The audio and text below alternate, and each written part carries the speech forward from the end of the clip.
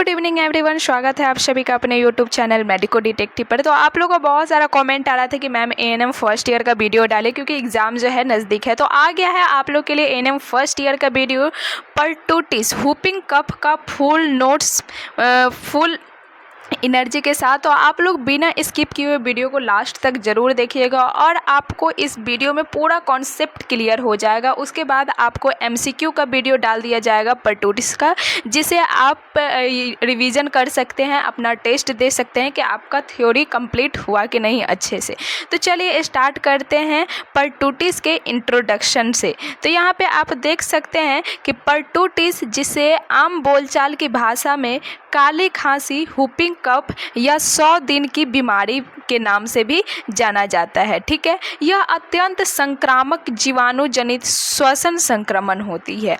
यह बीमारी जो है मुख्य रूप से छोटे बच्चों को प्रभावित करती है, लेकिन यह किशोरों और वयस्क में भी हो सकती है। ठीक है, उसके बाद ये किस जीवाणु के कारण होती है पर्टूटिस? तो पर्टूटिस जो है बॉर्डेटेला पर्टूटिस नामक जीवाणु के कारण होती है। किस जीवाणु के कारण होती है? तो बॉर्डेटेला पर्टूटिस नामक जीवाणु के कारण होती है। आप लोग चाहो तो नोट्स भी बना सकते हो इसका कॉपी पर, और बाकी आपको इसका पीडीएफ चाहिए तो आपको 29 रुपये में इसका पीडीएफ मिल जाएगा। टेलीग्राम पे मैसेज कर दीजिएगा। बाकी आपको फुल कोर्स चाहिए तो फुल कोर्स मात्र आपको 449 रुपये में मिल रहा है। एएनएम फर्स्ट ईयर का ऑफर में चल रहा है अभी 449, नहीं तो इसका जो है फुल प्राइस जो है 599 है। ओरिजिनल प्राइस अभी चल रहा है 4-5 अगस्त तक ऑफर। तो आप लोग फटाफट बाय कर लीजिए, जिसमें आपको लाइव क्लास मिलेगा, लाइव टेस्ट मिलेगा, नोट्स एंड पीडीएफ सब मिलेगा, 1500 एमसीक्यू क्वेश्चन मिलेगा, बहुत सारी चीज़ें उसमें आपको मिलने वाली है। ठीक है, आइए आते हैं टॉपिक पे। पर्टूटिस बीमारी किस जीवाणु के कारण होती है? तो पर्टूटिस बीमारी जो है बॉर्डेटेला पर्टूटिस नामक जीवाणु के कारण होती है। एक एएनएम सहायक नर्स मिडवाइफ के लिए पर्टूटिस के लक्षण, इसके संचरण, रोकथाम और टीकाकरण की पूरी जानकारी होना अत्यंत ही आवश्यक होता है। तो चलिए हम लोग जानते हैं कि पर्टूटिस का संचरण चक्र क्या है, कारण क्या है।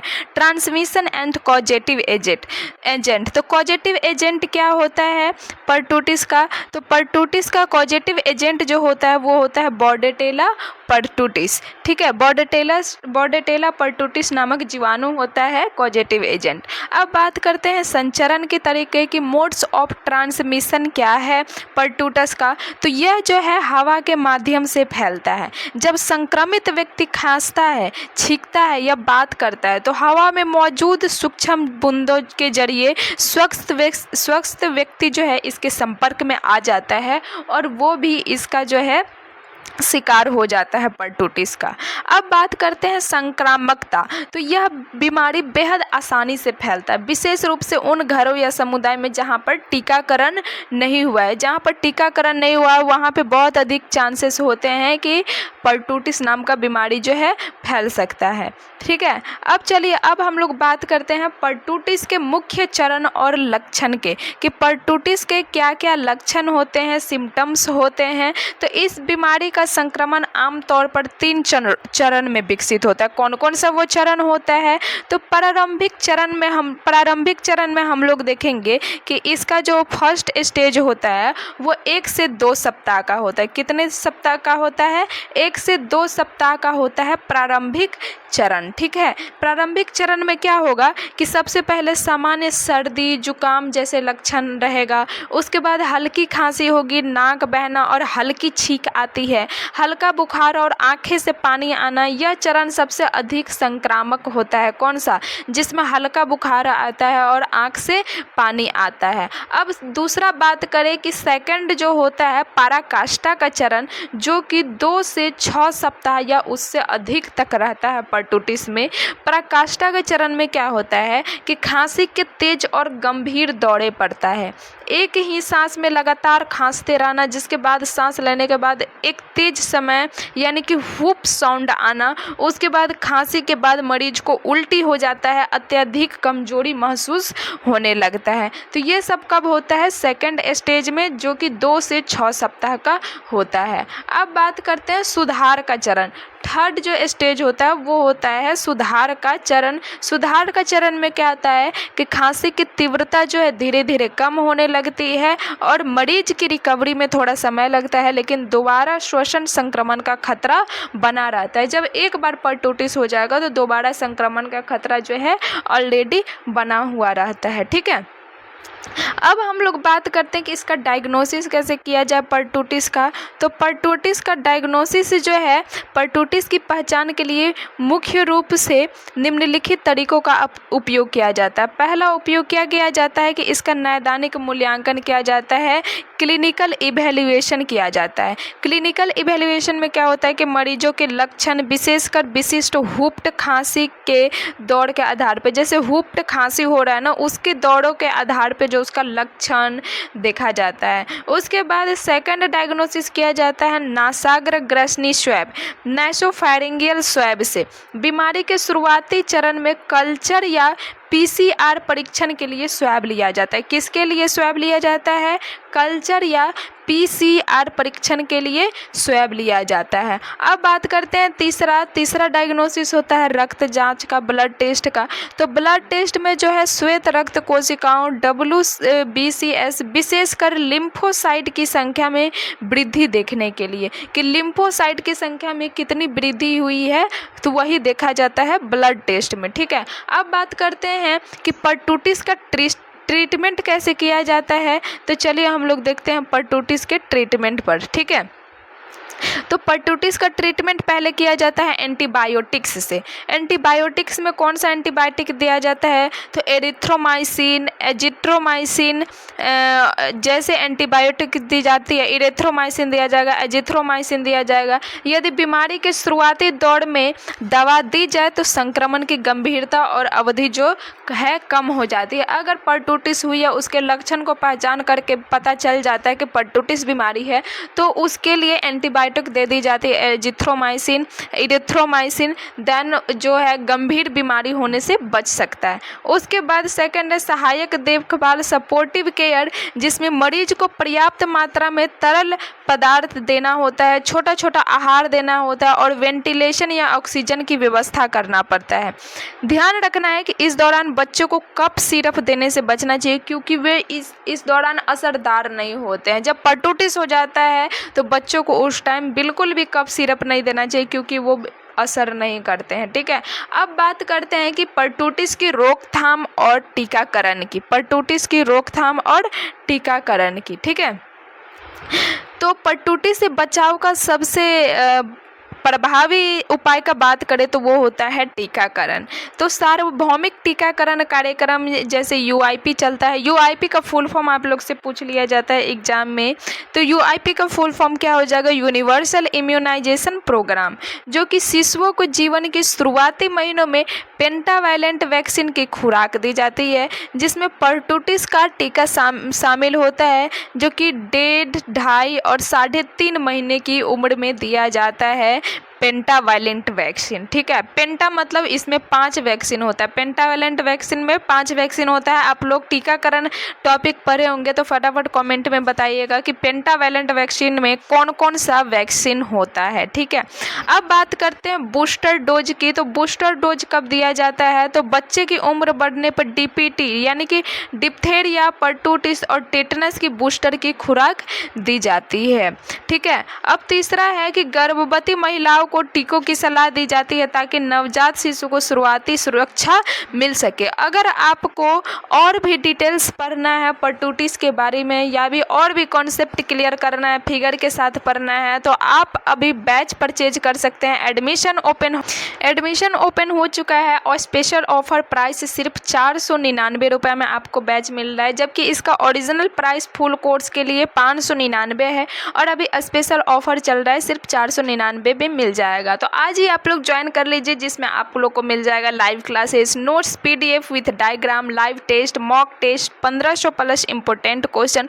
और आपको डेमो क्लासेस देखना है तो अवेलेबल है यूट्यूब चैनल मेडिको डिटेक्टिव पर। वहाँ पे आपको प्लेलिस्ट में भी मिल जाएगा बहुत सारा वीडियो, तो आप लोग वहाँ से देख सकते हैं। अब बात करते हैं हम लोग ANM की भूमिका का, कि role of ANM in prevention and control क्या होता है परटूटिस में। तो यहाँ पे देख सकते हैं आप लोग कि टीकाकरण 100% सुनिश्चित करना होता है परटूटिस में, कि अपने क्षेत्र के सभी नवजात शिशुओं और बच्चों का टीकाकरण समय पर पूरा करवाया जाए, ताकि बच्चे को परटूटिस बीमारी होने से रोका जा सके। दूसरा है सक्रिय निगरानी। ANM की दूसरा रोल होता है एक्टिव सर्विलेंस का, जिसमें समुदाय में लगातार खांसी से पीड़ित बच्चों की पहचान करना और उन्हें तुरंत स्वास्थ्य केंद्र पर भेजना होता है। अब तीसरा है हेल्थ एजुकेशन, सबसे मोस्ट इम्पोर्टेंट, जो कि माताओं और परिवार के सदस्यों को परटूटिस के लक्षणों, टीकाकरण के महत्व और व्यक्तिगत स्वच्छता जैसे कि खांसते समय मुंह ढकना के बारे में जागरूक करना होता है। ठीक है, तो आप लोग का यहाँ पे ख़त्म होता है परटूटिस का टॉपिक। तो चलिए एक बार रिवीजन कर लेते हैं एक बार पढ़ाई के बाद। तो इंट्रोडक्शन क्या था परटूटिस का, कि परटूटिस को आम बोलचाल की भाषा में काली खांसी या फिर 100 दिन की खांसी भी कहा जाता है। आपसे अगर ऑब्जेक्टिव में पूछा जाए कि परटूटिस का दूसरा नाम क्या है, तो आप लोग बता सकते हैं कि परटूटिस का दूसरा नाम जो है काली खांसी है और 100 दिन की भी खांसी है। इस बार के एग्जाम में पूछा गया था 2026 वाले एग्जाम में, जब मैं क्वेश्चन पेपर देखी तो एक क्वेश्चन देखने को मिला कि 100 दिन की खांसी को और किस नाम से जाना जाता है। तो 100 दिन की खांसी को और परटूटिस के नाम से जाना जाता है। काली खांसी का दूसरा नाम क्या है, तो वो भी आपको पूछेगा। व्हूपिंग कफ क्या है, तो वो भी आपसे पूछा जाएगा। यह जो है अत्यंत संक्रामक जीवाणु जनित श्वसन संक्रमण होता है। यह बीमारी मुख्य रूप से छोटे बच्चों को प्रभावित करती है, लेकिन ये किशोर या वयस्क में भी हो सकता है, लेकिन मेनली पूछा जाए तो बच्चों में होती है। यह किस जीवाणु के कारण होता है, तो बॉर्डेटेला परटूटिस के कारण होता है। इसका संचरण चक्र क्या होता है, तो इसका कारक जीव कॉजेटिव एजेंट क्या होता है, तो इसका कॉजेटिव एजेंट होता है बॉर्डेटेला परटूटिस नामक जीवाणु। संचरण का तरीका क्या है, तो ये हवा के माध्यम से फैल सकता है, यानी कि आप लोग लिख सकते हैं ड्रॉपलेट इन्फेक्शन। संक्रामकता क्या है, तो यह बीमारी बेहद आसानी से फैलता है, विशेष रूप से उन घरों या समुदाय में जहाँ पर टीकाकरण पूरा नहीं हुआ है। अब बात करते हैं हम लोग परटूटिस का मुख्य चरण और लक्षण कितने होते हैं। तो परटूटिस का 3 चरण होता है। पहला चरण में जो होता है वो 1 से 2 सप्ताह का होता है। 1 से 2 सप्ताह वाले चरण में होता है सामान्य सर्दी जुकाम जैसे लक्षण, हल्की खांसी, नाक बहना और हल्की छींक आना, और हल्की बुखार और आंखों से पानी आता है जो कि अधिक संक्रामक होता है। दूसरा बात करें तो प्रकाष्ठा का चरण होता है, जो कि 2 से 6 सप्ताह या उससे अधिक का भी होता है। तो इसमें खांसी के तेज और गंभीर दौरे पड़ता है, एक ही सांस में लगातार खांसते जाएगा, जिसके बाद सांस लेते समय तेज आवाज़ आता है। उसके बाद खांसी के बाद मरीज को उल्टी आना या अत्यधिक कमजोरी महसूस आना। जब तीसरा चरण आता है, तीसरा चरण को कहा जाता है कॉन्वालेसेंट स्टेज, यानी कि सुधार का चरण, जिसमें खांसी की तीव्रता धीरे धीरे कम होने लगती है। मरीज की रिकवरी में समय लगता है, लेकिन दोबारा श्वसन संक्रमण का खतरा बना रहता है। अब बात करते हैं परटूटिस का डायग्नोसिस कैसे किया जाता है। तो परटूटिस का डायग्नोसिस किया जाता है नैदानिक मूल्यांकन करके, नासाग्र ग्रसनी स्वैब और ब्लड टेस्ट करके। इसका ट्रीटमेंट किया जाता है एंटीबायोटिक दे करके, जैसे एरिथ्रोमाइसिन, एजिथ्रोमाइसिन। दूसरा है सहायक देखभाल का। अब बात करते हैं इसके रोकथाम और टीकाकरण का। तो परटूटिस का रोकथाम जो है सार्वभौमिक टीकाकरण के द्वारा किया जाता है, बूस्टर खुराक देकर के किया जाता है। सार्वभौमिक टीकाकरण में आपसे एक क्वेश्चन पूछ लिया जाता है कि UIP का फुल फॉर्म क्या होता है, तो यूनिवर्सल इम्यूनाइजेशन प्रोग्राम होता है।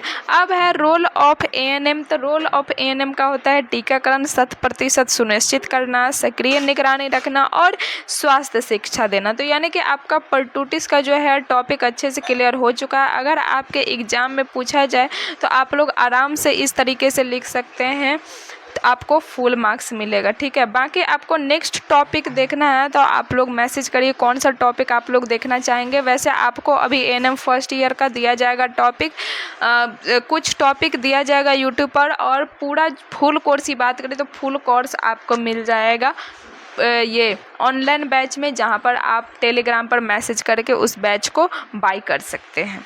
आपको टेलीग्राम का लिंक मिल जाएगा डिस्क्रिप्शन बॉक्स में। बाकी ऑल द बेस्ट, आप लोग अच्छे से पढ़िए, अच्छे से याद करिए ताकि आप अच्छे से मार्क्स ला पाएँ, क्योंकि आपको एएनएम मार्क्स के बेसिस पे ही आपकी जॉब लगेंगे, ठीक है। तो इसलिए अपनी तैयारी को बेहतर बनाए रखिए। मेरी एडवाइस माने तो आप लोग ऑनलाइन बैच ले लीजिए ताकि आपको पूरा कॉन्सेप्ट क्लियर हो जाए और आपका एक भी क्वेश्चन ना छूटे, चाहे वो एमसीक्यू का हो, चाहे वो थ्योरी का हो, चाहे वो 15 नंबर का हो, चाहे वो 5 नंबर का हो, ठीक है।